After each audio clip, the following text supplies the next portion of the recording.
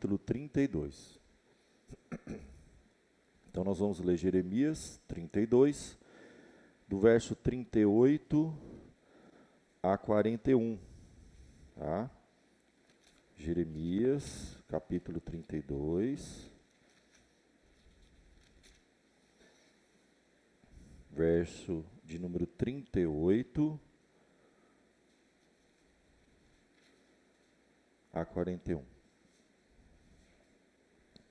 Diz assim a palavra de Deus: Eles serão o meu povo, e eu serei o seu Deus. Dar-lhes-ei um só coração e um só caminho, para que me temam todos os dias, para seu bem e bem de seus filhos. Farei com eles aliança eterna, segundo a qual não deixarei de lhes fazer bem, e porei o meu temor no seu coração, para que nunca se apartem de mim. Alegrar-me-ei por causa deles, e lhes farei bem, plantá-los-ei firmemente nesta terra, de todo o meu coração e de toda a minha alma. Que promessa profunda para o povo de Deus, gente. Você tem aqui as marcas, né, daqui, o que é o povo de Deus? Deus está fazendo uma promessa aqui, e eles serão o meu povo, e eu serei o seu Deus. Lhes darei um só coração, um só caminho, farei uma aliança com eles, alegrar-me-ei por causa deles. É a promessa de Deus para o povo no tempo do profeta Jeremias. Vamos orar, pedir a bênção e a direção de Deus para a mensagem de hoje. Ó Pai bendito, graças te damos por este culto que te prestamos, por esse tempo precioso, ó Pai, na tua casa, o melhor lugar do mundo para estarmos nessa noite de domingo, nos deleitando, Senhor, no Senhor, na tua palavra, nos louvores, nas orações. A nossa alma se alimenta disso, Senhor. Nós temos sede de Deus, nem só de pão viverá o homem, que de que adianta, Senhor, corremos atrás de tantas coisas. Temos a semana inteira, ó Pai, para trabalhar, lutar pelo pão de cada dia. Mas um dia, o Senhor ordenou, na tua palavra, que nós pudéssemos parar todas as coisas e nos dedicarmos ao Senhor, nos deleitarmos no Senhor, nos alimentarmos, renovarmos a nossa fé, a nossa esperança, nossa força espiritual. Os dias são difíceis, as lutas são grandes, os desafios que o teu povo enfrenta ao longo da semana, mas nada disso, Senhor, fará sentido se o Senhor não estiver presente na nossa vida, guiando, protegendo, guardando, fortalecendo. Perdoa os nossos pecados, tem misericórdia de nós, abre o nosso entendimento para compreendermos o livro do profeta Jeremias, o tempo, a época, as grandes lições, os grandes ensinamentos que o Senhor tem para nós através desse livro. Ajuda-nos, ó Pai, perdoa-nos, abençoa-nos, e que toda honra e glória seja dada a Ti, Senhor. O Teu servo é um vaso de barro, mas que a mensagem, Senhor, seja realmente o tesouro para nossa alma essa noite, em nome de Jesus. Amém. Como eu disse, meus irmãos, a gente só entende quando a gente tem a visão dos dois livros, né? Então, o profeta Jeremias, ele foi usado por Deus para trazer profecias para um período de grande apostasia. Nós vamos fazer um panorama rápido aqui sobre o livro, e é assustador o que aconteceu com o povo. Você fala assim, não é possível.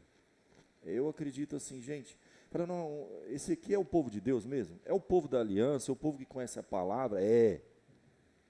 Eles chegaram num nível de apostasia, e não é a primeira vez, a gente vê muitas vezes na Bíblia, a palavra de Deus diz assim, está pior que os descrentes. O crente, quando ele se desvia, quando ele se aparta, quando ele se aposta da palavra, quando ele esfria, meus irmãos, ele fica pior que o descrente. A gente diz que é um efeito mola, é como se estivesse reprimindo todas as compulsões, todas as coisas. Quando ele se afasta, ele afunda, ele se lambuza na lama, entendeu? Então, o que a gente vai ver aqui, que aconteceu com o povo, é assustador. Mas a gente precisa ver, porque quando a gente lê o livro de Lamentações, a gente fala assim, não, Deus foi duro demais com esse povo. Eu falo, foi não, porque o que eles fizeram ali é complicado. E é a única experiência que você tem do profeta passar uma parte da vida dele profetizando para o povo de Israel se arrepender, senão Deus ia mandar, né, e aí eles seriam exilados, vai vir um exército inimigo aqui, volta para Deus, volta para Deus. Então o livro de Jeremias vai mostrar, né, a apostasia e as profecias de Jeremias. Mas Deus permitiu que ele vivesse, tá, para ele ver as profecias se cumprirem. Aí ele tem um outro livro que vem na sequência, que é o de Lamentações. Então esses dois livros precisam ser lidos juntos. Você só vai entender Lamentações se você ler Jeremias. Fala, faz sentido agora então. Porque se você ler Jeremias, você entende. Fala, realmente o negócio foi feio mesmo. Deus precisava fazer alguma coisa. Deus precisava conter o mal que estava acontecendo ali, porque foi demais, o negócio era demais. E aí então, Jeremias é um dos poucos profetas que teve essa experiência. Ele escreveu profecias e ele viveu para vê-las se cumprir. E escreveu Lamentações. E aí Lamentação faz sentido quando a gente coloca os dois livros juntos. Mas para a gente ter uma visão rápida assim, para a gente entender como que a apostasia foi total, todas as esferas, em todas as áreas, todas as autoridades, todo o povo, desde o rei, a monarquia, os sacerdotes, os profetas, os pastores, o povo, estava tudo assim, desviado. Quando a gente começa, rapidamente eu vou mostrar para os irmãos aqui algumas passagens, para a gente entender essa palavra de esperança que Deus vai nos dar, no meio de uma confusão. Começa lá no, por exemplo, capítulo 23, Deus vai falar para os pastores. Ai dos pastores, ele fala, que destroem e dispersam as ovelhas do meu pasto, diz o Senhor. Portanto, assim diz o Senhor de Israel contra os pastores. Deus estava, uma palavra para os pastores daquela época. Que apacentavam o meu povo, vós dispersastes as minhas ovelhas e as afugentastes, e delas não cuidastes, mas eu cuidarei em vos castigar a maldade das vossas ações, diz o Senhor. Eu mesmo recolherei o restante das minhas ovelhas de todas as terras para onde as tiver afugentado, e as farei voltar aos seus apriscos, serão fecundas e se multiplicarão. Levantarei sobre elas pastores que as apacentem, e elas jamais temerão, nem se espantarão, nem uma delas faltará, diz o Senhor. Então, os pastores, que eram aqueles que exortariam o povo, tá, e manteriam o povo nos caminhos do Senhor, não estavam mais cuidando. As ovelhas se despertaram, o povo estava totalmente disperso, afastado, e Deus vem com uma palavra dura para os pastores. Ai dos pastores. Primeira coisa que a gente vê aqui, no capítulo 23. Aí você vai lá para o capítulo 32, você vai ver o que aconteceu com o povo. Quando falta, né, uma palavra pastoral, exortações, porque a gente tem que ser toda hora exortado, gente, a gente é humano. Você pensa que não, a gente vai esfriando o coração, a gente quando menos percebe já começa a fazer umas coisas, falando não é possível, vai se afastando. Quando a gente vê no capítulo 32, tá, do verso 32 em diante, a apostasia do povo chegou num nível, eles não eram pastoreados. Aí o mal começa a tomar conta. A nação inteira começa a se dispersar. E aí diz assim, Jeremias 32, verso 32, capítulo e verso 32. Por causa de toda a maldade que fizeram os filhos de Israel e os filhos de Judá, para me provocarem a ira, eles, os seus reis, os seus príncipes, os seus sacerdotes, os seus profetas, os homens de Judá, os moradores de Jerusalém. Não sobrou nada, gente. Deus passou um pente fino numa nação, tudo estava corrompido, do rei, do sacerdote, até lá embaixo. Deus já estava por aqui, por quê? Olha o quê? Olha a expressão de Deus no verso 33. Eles me viraram as costas e não o rosto. Porque uma coisa é você virar o rosto para Deus, né? Você não está mais contemplando, servir. Mas a Bíblia diz que eles viraram as costas para Deus. É como se eles estavam vivendo como se Deus não existisse. Eles não viraram o rosto, mas viraram as costas. Ainda que eu, começando de madrugada, os ensinava, eles não deram ouvidos para receberem advertência. Antes puseram as suas abominações na casa que se chama pelo meu nome, para profanarem. Edificaram os altos de Baal, que estão no vale do filho de Rinom, para queimarem os seus filhos e as suas filhas a Moloque. Vocês têm noção do que está acontecendo? Deus está falando, vocês não viraram o rosto, vocês viraram as costas. Eles passaram a adorar outros deuses. Dentre esses outros deuses, eles passaram a adorar, edificaram os altos de Baal, no vale de Rinom, e passaram a sacrificar Moloque. Sabe o que é Moloque? Para adorar Moloque, a gente acha que Deus cobra caro, né? A turma reclama, o sacrifício que a gente faz para Deus é tão pouco.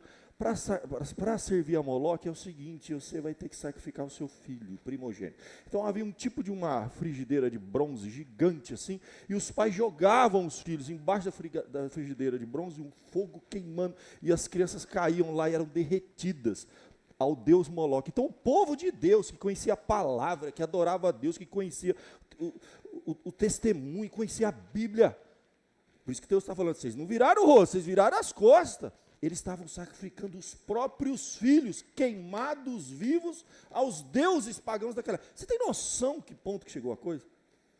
Então, Deus tinha que fazer alguma coisa.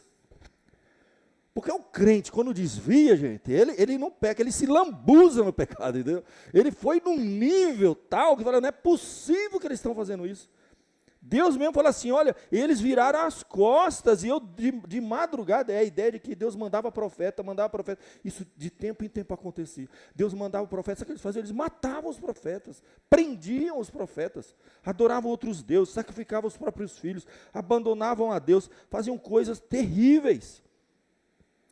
E Deus demora, eu falo sempre assim, quando eu leio a Bíblia, quando você vê alguma passagem e fala, Deus está sendo muito duro, volta um pouquinho antes que você vai falar, não, Deus foi muito paciente, porque eu já tinha perdido a paciência. Você volta antes, você vai ver que Deus mandava profeta, gente, chegou um ponto, Deus pegou, Jeremias, escreve aí, e lê lá para o rei e para o povo as coisas erradas. Sabe o que eles fizeram?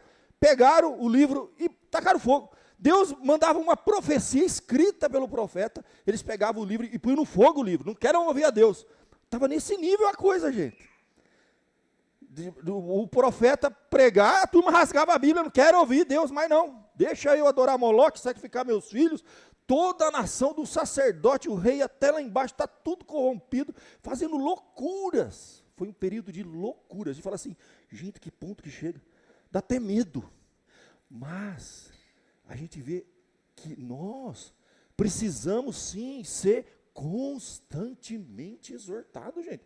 Como um pai já está toda hora corrigindo o filho, porque se ele começa a passar a mão na cabeça, vira um monstro. A maldade habita em nós, gente. Você pensa que você virou crente, a sua natureza é a mesma. Se não for exortado, se não for trabalhado por Deus, se Deus não quebranta, não transforma, o rei Davi, a gente fala, como é que pode que o rei Davi mandou matar o Urias para pegar a mulher do cara? Fala, chega a esse ponto. O povo matar os próprios filhos para um outro Deus. Deus mandava o profeta com uma profecia, eles rasgavam a profecia, tocavam no fogo, não queremos ouvir a Deus e vamos tocar a nossa vida aqui. Olha o nível que chegou a coisa. E de fato, a rebeldia que a gente fala, no capítulo 36, o de 36 diz exatamente assim, olha só, que coisa profunda. O rei lança o rolo no fogo. Foram os príncipes ter com o rei, no átrio, e depois depositaram o rolo, que era a profecia, a palavra de Deus. Deus veio para falar para o rei, falar assim, acorda gente, vocês estão fazendo loucura aqui. Depositaram o rolo, o escrivão, e anunciaram diante dos reis todas aquelas palavras. Então enviou o rei a Jeude para que trouxesse o rolo. Jeude tornou a dar à câmara. O escrivão leu diante do rei e de todos os príncipes que estavam com ele. Olha só, o escrivão começou a ler o rolo. É a palavra de profecia de Deus. O rei estava sentado na casa de inverno, pelo 9º mês, e diante dele um braseiro aceso. E o escrivão lendo a profecia lá. Deus tentando acordar o povo. Olha a paciência de Deus aí, depois de tudo que fizeram. Tendo Jeude lido 3 ou 4 folhas, o rei falou, para, não quero mais ouvir isso aí. Catou o rolo, com o canivete do escrivão, rasgou e lançou no fogo que havia no braseiro, e assim todo o rolo se consumiu no fogo que estava no braseiro. Então fala a verdade para mim, você acha que Deus então estava sendo duro demais? Os caras estão matando os filhos para Moloque, viraram loucos. Deus manda um profeta, vai lá, olha, escreve aí, tenha paciência, Deus paciente, manda um rolo para o rei, lê para o rei, fala, vocês estão fazendo é loucura, o rei, para, lê uma página, 2 páginas, não quero mais ouvir esse negócio, dá aqui isso aqui, pega, rasga, põe no fogo. O que vamos fazer com um povo desse? Você perceberam a coisa? Todo mundo se desviou, o pastor, o povo, o rei, todo mundo. O que Deus vai fazer? E o texto interessante que ele diz assim, e eles não se atemorizaram, e eles não rasgaram as vestes, nem o rei, nenhum dos servos que ouviram aquelas palavras. Gente, a gente vê povos pagãos, Deus mandava um profeta para os pagãos, eles rasgavam as vestes. Você lê lá Nínive, é um povo que não conhecia a palavra, chega o profeta lá, prega, a turma se arrepende, rasga as vestes, nós queremos mudar, perdoa. O povo de Deus pegava a profecia, rasgava, põe no fogo. É assustador, é assustador. O que a gente vê aqui nesse livro, eu digo assim que é assustador. Aí você vai lá para o capítulo 37, para a gente terminar, só esse panorama para a gente entender. O próprio Zedequias também desprezava a palavra de Deus. Zedequias, filho de Josias, a quem Nabucodonosor, rei da Babilônia, constituíra rei na terra de Judá, reinou em lugar de Iconias, filho de Joaquim, o rei após rei, eles desprezavam a Deus. Mas nem ele, nem os seus servos, nem o povo da terra deram ouvidos às palavras do Senhor que falou por intermédio de Jeremias. Jeremias falava, eles não queriam nem saber, nem o rei, nem ninguém. Contudo, mandou o rei Ezequias a Jucal, filho de Zerias, ao sacerdote Sofonias, filho de Maceias, ao profeta Jeremias, dizer, roga por nós ao Senhor nosso Deus. O rei tinha noção que a coisa, nós chegamos num ponto, mas o povo, ninguém mais ouvia, a coisa estava descontrolada. Eles chegaram a prender, gente, eles prenderam Jeremias. Mandaram prender Jeremias, está aqui no capítulo 37. A coisa desandou de um jeito, gente, que não tem mais o que fazer. Aí Deus falou, não vai ter jeito, vai ter que vir uma nação forte, aí Deus levanta lá uma nação poderosa, vai invadir a terra, e ali, meu irmão, o estrago vai ser grande. A gente se assusta, quando o rei da Babilônia invade aquela terra. A palavra de Deus mostra uma passagem muito forte, 52:10, diz assim, matou o rei da Babilônia os filhos de Zedequias à sua própria vista. Amarraram o rei, pegaram os filhos, colocaram na frente dele, mataram os filhos de Zedequias. Após a morte dos filhos, diante dos seus olhos, a Bíblia diz que era gente ruim, gente. O rei da Babilônia vazou os olhos de Zedequias e deixou ele vivo para que a última imagem que ele carregasse até o último dia da vida dele, era os filhos serem mortos perante ele. Você tem noção do que está acontecendo? Olha que coisa. Quando você lê um livro desse, fala, que loucura é essa? Você vê a loucura que era que o povo estava fazendo. E o que veio, gente? A terra foi arrasada. O povo foi disperso, exilado, mortos. Foi assim um negócio pesado, gente. Pesado, é um livro pesado. Por isso que você tem que ler a Lamentações e falar assim, é para lamentar mesmo. Que coisa pesada. Mas Deus, a gente tem que lembrar, Deus ama esse povo, Deus foi paciente demais, Ele tentou de todas as formas, Ele mandava profeta, Ele mandava profecia, Ele mandava o livro, Ele mandava isso, e Ele tolerou durante anos e anos tentando acordar o povo, mas não tem jeito. A natureza humana, a rebeldia, o pecado, ele destrói, gente, Ele afasta a gente de Deus. Se Deus deixar, nós vamos para o buraco. Deus que tira a gente disso. Ele usa todos os recursos, porque Ele nos ama. Aí, nesse contexto, Ele diz que vai vir um inimigo e vai destruir tudo para salvar o povo. Olha que coisa pesada. Mas no meio disso, é que Ele vai no capítulo 31 fazer uma promessa. Falou, o negócio vai ser pesado aqui. O que vai acontecer aqui vai ser pesado, mas eu prometo uma coisa para vocês.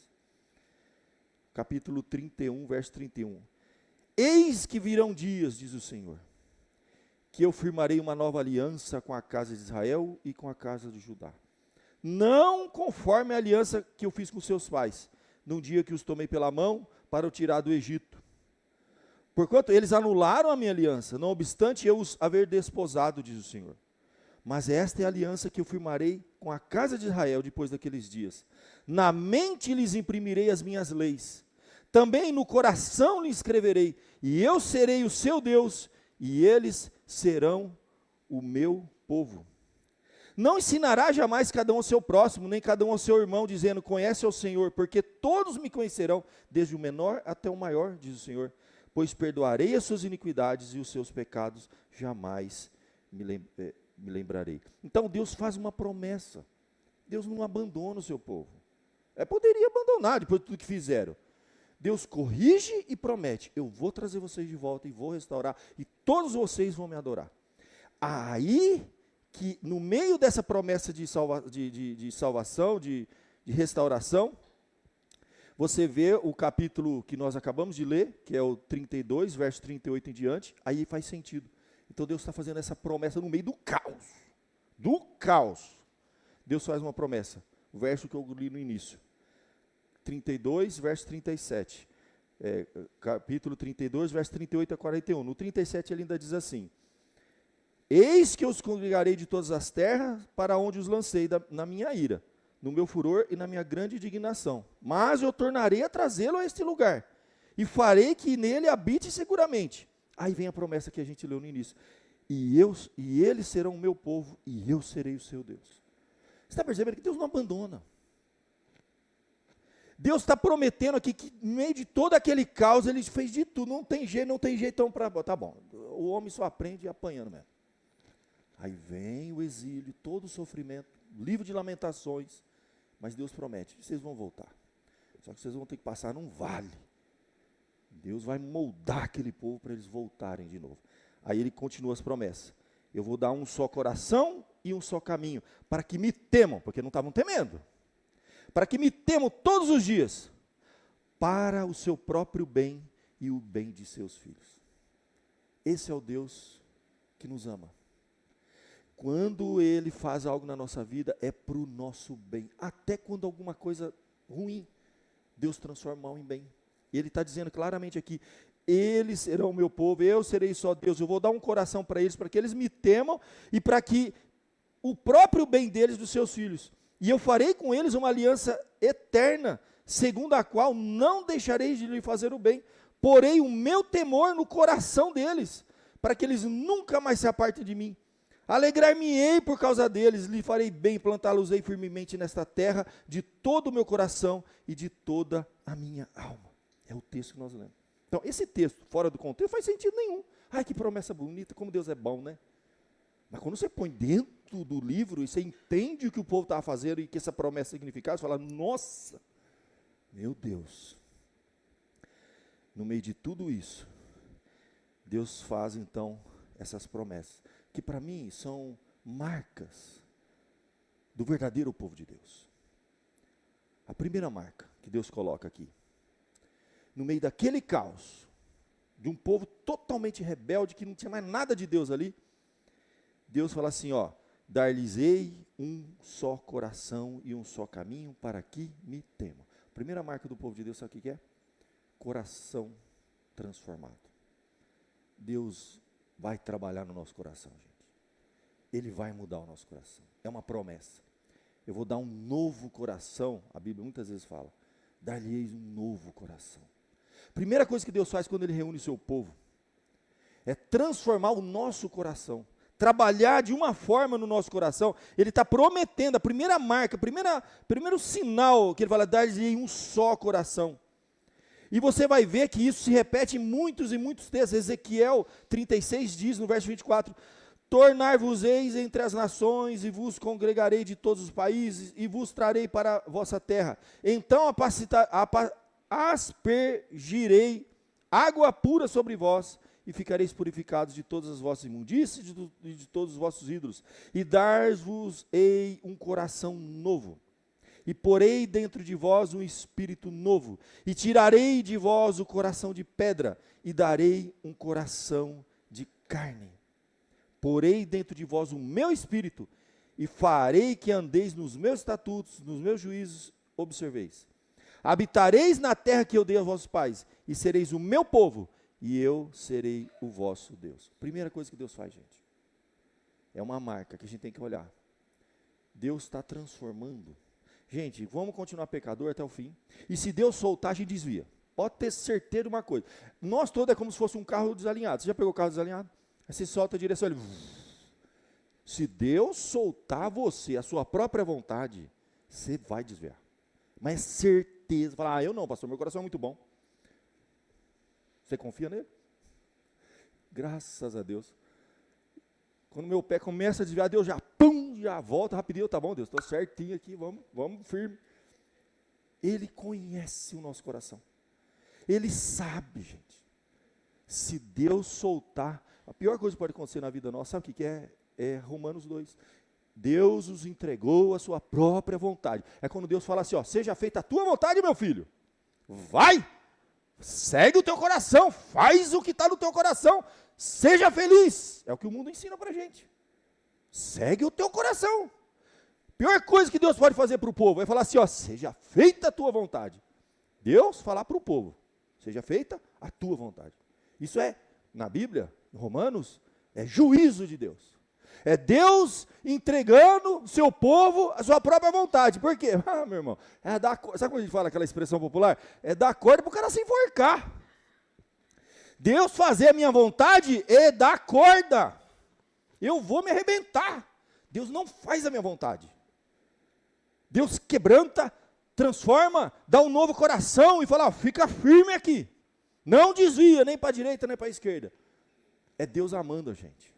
Isso é prova de amor, de cuidado. A primeira marca, a primeira coisa que Deus faz quando chama um povo, eu vou trazer vocês de volta, mas eu vou ter que dar um novo coração para vocês, porque se deixar aquele, vocês estão perdidos. Eu vou tirar o coração de pedra e vou dar um coração de carne. Então, a primeira coisa que eu acredito assim, é a grande marca do povo de Deus, é constante transformação. Nós somos pecadores, vamos continuar pecadores, mas nós estamos em processo, Deus está trabalhando, está quebrantando. Você sabe a área da sua vida que Deus precisa trabalhar. Todo mundo, Deus está trabalhando, Ele sonda o coração, todo dia. Oração do salmista, sonda, ó Deus, o meu coração, vê se há em mim algum caminho mau, e guia-me no caminho eterno. O salmista está admitindo, existe caminho mau dentro de mim. Todo mundo tem. E Deus vai trabalhar, Ele está sondando. É a ideia de renovar. E essa ideia continua no Novo Testamento. Romanos 12, verso 1. Paulo fala, rogo-vos, pois, irmãos, pela misericórdia de Deus, que apresentei o vosso corpo por sacrifício vivo, santo, agradável a Deus, que é o vosso culto racional. Não vos conformeis com este século, mas transformai-vos pela renovação da vossa mente, para que experimente qual seja a boa, agradável vontade e perfeita vontade de Deus. A primeira marca do povo de Deus é transformação. Deus está transformando, Deus está quebrantando, Deus está moldando, nos fazendo cada vez mais a imagem de seu Filho. Lá na carta aos Coríntios, Paulo fala no capítulo 5, verso 17, assim quem está em Cristo, nova criatura é. As coisas velhas passaram, eis que tudo se fizeram novas. Nova criatura.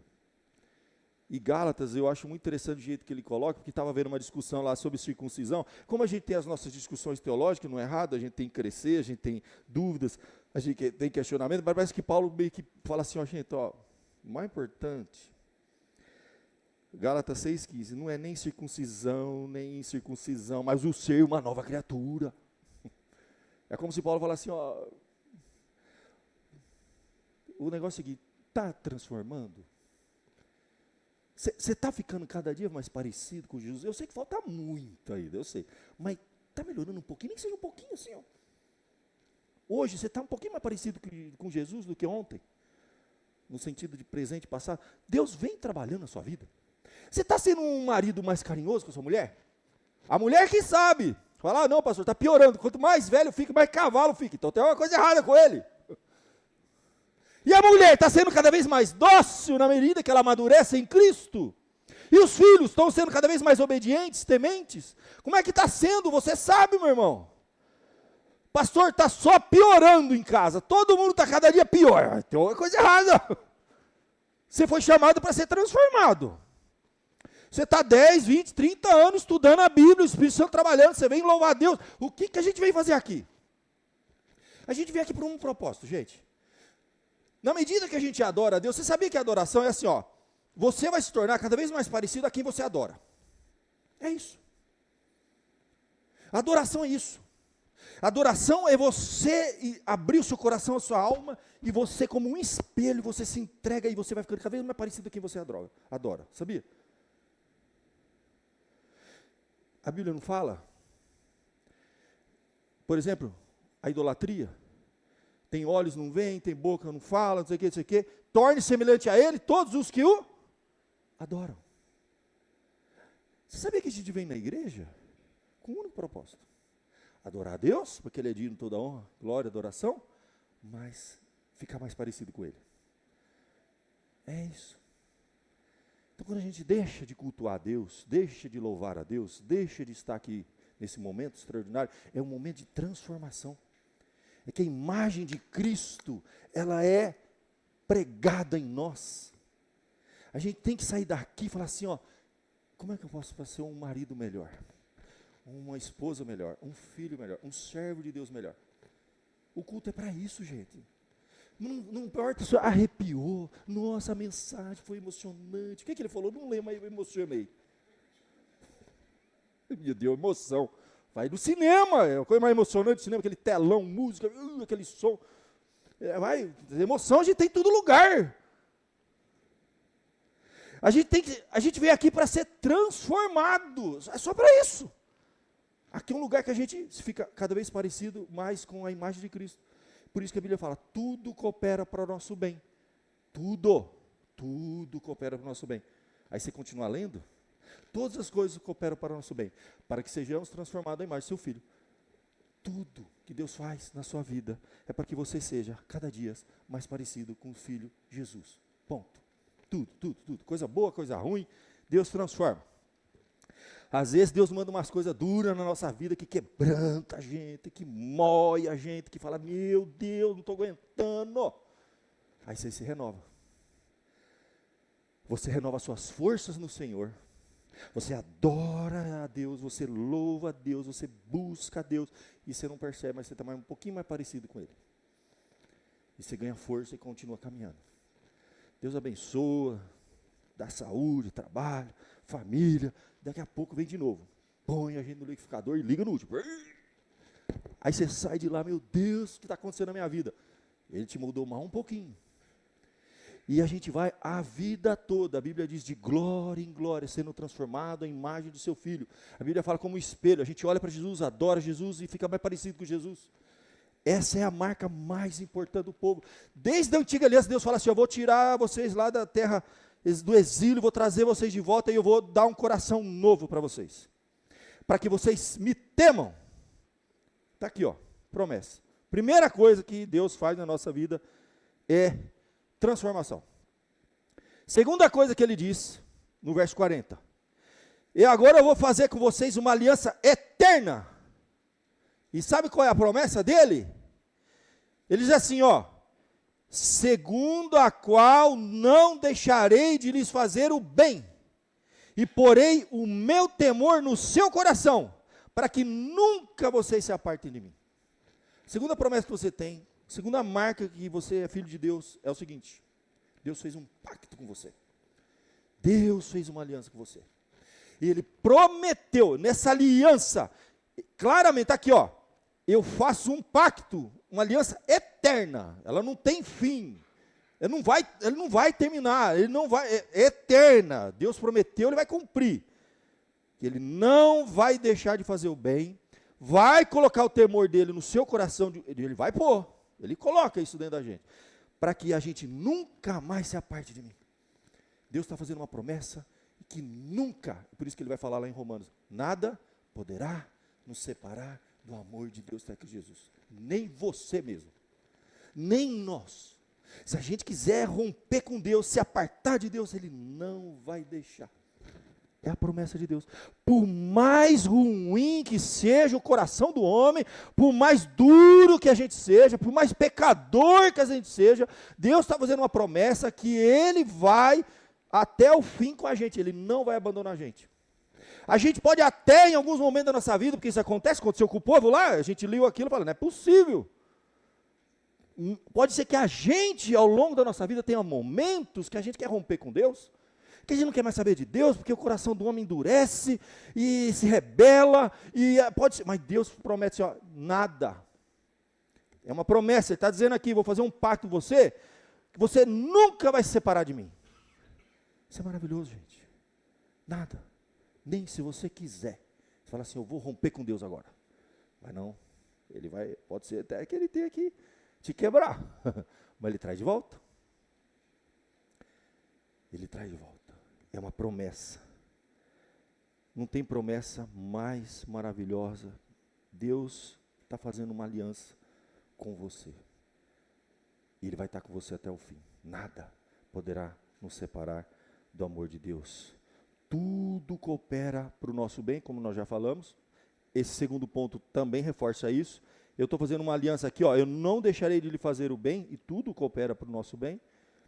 E nada, Romanos 8 vai reforçar isso, dizendo assim, estou bem certo de que nem a morte, nem a vida, nem os anjos, nem os principados, nem coisas do presente, nem do porvir, nem os poderes, nem a altura, nem profundidade, nem qualquer outra criatura poderá nos separar do amor de Deus que está em Cristo Jesus, nosso Senhor. Paulo reforça isso que Deus falou na época de Jeremias, para o povo mais rebelde que já teve, o período mais de apostasia, é um dos períodos de maior apostasia, isso, gente, em que eles abandonaram a adoração ao Deus Todo-Poderoso para adorar Moloque e sacrificar os próprios filhos, rasgavam a palavra de Deus, jogavam no fogo e viraram as costas, não a face. Foi o período de maior apostasia. Deus vai lá e desce a lenha na turma, mas fala o seguinte, fica tranquilo que vocês vão voltar. Eu prometo que vocês vão voltar. Eu vou dar um coração novo e eu vou fazer um novo pacto, uma nova aliança com vocês e que nada vai separar vocês de mim mais. Promessa que está se cumprindo hoje. Romanos diz, você é filho de Deus, Ele te deu um novo coração e Ele fez um pacto com você. Nada nem ninguém pode nos separar dEle. É para você descansar nisso. E tem uma última coisa que ele fala nesse texto para a gente terminar. No fim de tudo, depois de Ele te dar um novo coração, depois de Ele prometer que faz uma aliança com você, ó, eu estou fazendo uma aliança com você, uma promessa, nada nem ninguém vai separar nós agora. É um casamento indissolúvel para toda a eternidade, de Deus com o seu povo. Mas não pensa só no coletivo, pensa no individual, é com você. Jesus morreu na cruz pensando em você. E a Bíblia diz, Jesus fala, aquele que vem a mim, de maneira uma lançarei fora. Ele morreu pensando em você. Você acha que Ele vai deixar escapar? Você foi comprado com sangue precioso de Jesus.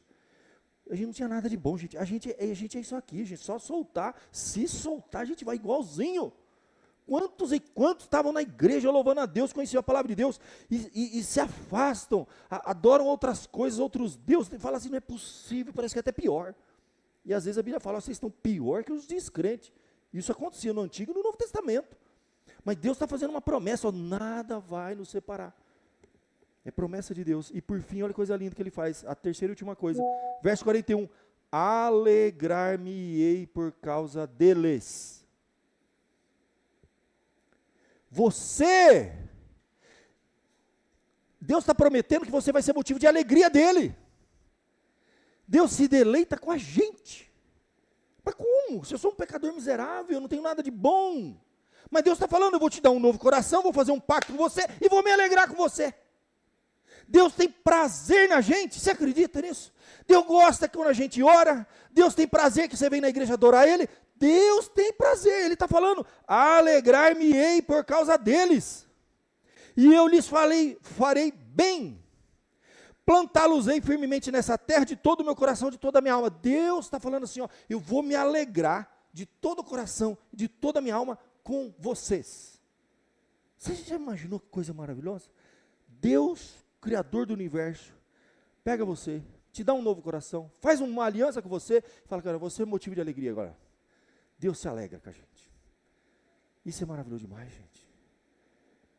O Filho de Deus, Ele é o motivo de alegria do próprio Deus. Ele se deleita com a gente. Quando você fecha os olhos e derrama o seu coração na presença de Deus, quando você ora, quando você adora, quando você está na presença de Deus, Deus se alegra com isso. É uma promessa maravilhosa, gente. Quem somos nós, gente? Pelo amor de Deus. Se Deus soltar, a gente vai se perder. Mas Deus fala assim, não vai não, porque eu vou te dar um novo coração, vou fazer uma aliança com você, e você vai ser o motivo da minha alegria. Coisa mais maravilhosa.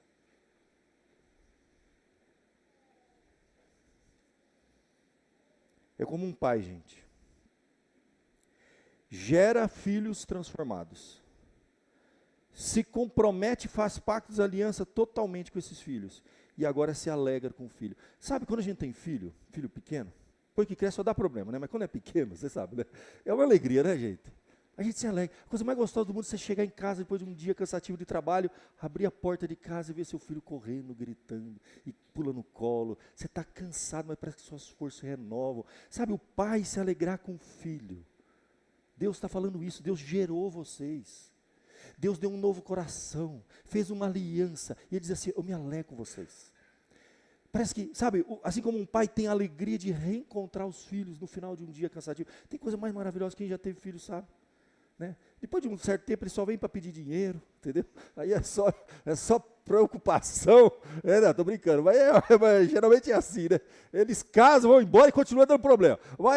Quando ele é pequenininho, gente, está começando a andar, você vê aquela coisa linda, você vai, nossa, é uma alegria. Então parece que Deus, Ele tem essa alegria que um pai tem com o filho. O pai se alegra com o filho. Tanto que quando o filho não é motivo de alegria e é de tristeza, é ruim demais o negócio. Vixe, é tristeza demais, é ruim demais. Você tem um filho que só traz desgosto, decepção, amargura, rebeldia, e, ai Jesus, é um sofrimento eterno. Mas quando o filho é aquele motivo de alegria, o pai tem prazer, não vê a hora de chegar em casa. Eu fico pensando, então, que Deus não vê a hora de ter esse encontro com a gente. Sabe? A gente está na presença de Deus, louvando, adorando, falando com Ele, derramando a nossa vida, fazendo os nossos pedidos, porque filho está aí para pedir, só faz isso, pede. A gente pede, a gente derrama, e Deus fala assim, Ele tem alegria nisso, Ele quer que a gente peça. Pedi e dar-se-vos-á, buscai e achareis. Vós que sois maus, sabeis dar boas dádivas aos vossos filhos, quanto mais vosso Pai que está nos céus não dará boas coisas a quem vos pedir. Pede. Deus tem prazer de ver um filho dele pedindo. Então, olha, Deus tem essa alegria. Ele está falando, eu vou me alegrar com vocês. Como um pai se alegra com o filho. Então, você tem que vir para a casa de Deus com alegria. Por isso que a Bíblia fala, alegrei-me quando me disseram, vamos à casa do Senhor. Por quê? Porque Deus vai se alegrar comigo, eu não vou me alegrar com Ele? Oxi. Eu venho aqui para derramar minha vida, a minha história, os meus problemas, derrama. Pedir, clamar, orar, chorar, é aqui, meu irmão. Derrama o seu coração na presença de Deus, clama, pede, adora, louva, porque Deus está se alegrando nesse momento. Ele promete, vou me alegrar. Coisa maravilhosa. Como um pai se compadece de seus filhos, eu lembro desse texto. O Senhor se compadece dos que o temem. Mais pecador miserável que a gente é, Deus se compadece de nós. Ele tem paciência. Às vezes a gente é rebelde, a gente acorda, nem fala com Deus, está nem aí para Deus. Passa a semana, não ora, só reclama, se está sol, está quente, reclama que está calor, se está chovendo, reclama que está chovendo. Deus manda a chuva, a gente reclama, manda o sol, a gente reclama. É figura de linguagem, né? A gente reclama toda hora, a gente murmura, a gente nem pensa em Deus. Semana toda. Aí domingo a gente vem com aquela cara de crente chato assistir o culto. Meu Deus, Deus está falando assim, ó, eu vou me alegrar em você e você vem para cá assim, com essa cara. Você vai encontrar o Todo-Poderoso, o teu Pai eterno que te ama, que te deu um novo coração, fez um pacto com você, cuida de você, ama você e se alegra com você. Então você tem que vir para a casa de Deus com alegria. Eu vou encontrar o Deus que se alegra em mim. O meu Deus, Ele morreu por mim, Ele me salvou, porque eu sou um miserável pecador. Se deixasse, eu estaria lá no buraco, igual esse povo aqui, mas Deus me trouxe para cá. está me transformando, moldando e faz uma promessa, nada vai me separar de você e eu vou me alegrar com você. Gente, 3 promessas. Vou dar um coração novo, vou fazer uma aliança com você e vou me alegrar com você. Pronto, acabou. Você vem para a casa de Deus com essas promessas, coisa maravilhosa. Alegrar-me-ei por causa deles. Bênção, gente. Às vezes, a vida é dura, gente. A gente passa por dificuldades. Mas venha na presença de Deus com alegria. Alegrei-me quando me disseram, vamos à casa do Senhor. Feche seus olhos, fala com esse Deus. Fala, Senhor, eu tenho muita coisa para mudar ainda na minha vida. Não sei na sua, na minha tem um monte. Deus vai trabalhar. Se as coisas começarem a apertar e às vezes vem aqueles quebrantamentos, olha, lembra. Fala assim, eu sou um vaso duro. A tua mulher sabe quão duro você é, né? Seu marido sabe quão dura é esse vaso. Os filhos. Deus vai ter que quebrar, meu irmão. Vai quebrar. E vai fazer um vaso novo. Ele molda, ele quebranta, mas é para o teu bem. Ele fala que é para o teu bem. Para você não desviar. É para você ser uma nova criatura. Dar-lhe um novo coração. Para ele dar um novo coração, ele tem que quebrar o velho. Vou fazer uma aliança com você e vou me alegrar com você. Isso aqui é o propósito de Deus. Novo coração, nova aliança e uma alegria nova que se renova todo dia. Vamos falar com Deus. Ó Pai amado, que promessa maravilhosa, Senhor, num dos livros mais duros, difíceis, pesados que tem na Bíblia, nós temos justamente nesse livro, Senhor, no meio daquele caos de apostasia, de rebeldia, de um desvio total da nação, o Senhor ainda promete. E as promessas mais extraordinárias, Senhor, que o teu povo recebe, o Senhor nos dá um novo coração. Coloque em nós o temor, para a gente nunca mais se afastar de Ti. O Senhor faz um pacto, que fará o bem, e nada, nem ninguém poderá nos separar do Senhor. E o Senhor ainda promete que vai se alegrar com a gente. A nossa vida, por mais difícil que seja, vai ter momentos extraordinários de comunhão, de alegria com Deus, nesse mundo. Um mundo mau, cheio de problema. Nós, humanos, com uma natureza corrompida, um coração duro, o Senhor está trabalhando, moldando, e ainda se alegrando conosco, Senhor. Tem coisa mais maravilhosa que vir na tua casa para te adorar, para te louvar, para se alegrar na tua presença, Senhor. Renova nossas forças, Senhor. Temos uma longa semana pela frente. Não tenho dúvida, Senhor, que cada família tem uma luta, um desafio, um leão para enfrentar essa semana. Precisamos, Senhor, da tua ajuda, da tua graça, da tua misericórdia. Cada um de nós também tem áreas da nossa vida que precisa ser transformada, Senhor. Tem áreas do nosso coração que precisa ser quebrado, vaso duro, ruim, que precisa ser moldado. Molda, Senhor, o nosso coração, molda, Senhor, a nossa vida. Tira o coração de pedra e dê-nos um coração de carne, novo. Renova, Senhor, a nossa vida com o Senhor, renova a nossa fé, a nossa esperança. E abençoa-nos, ó Pai, essa semana que eu te peço, em nome de Jesus. Amém.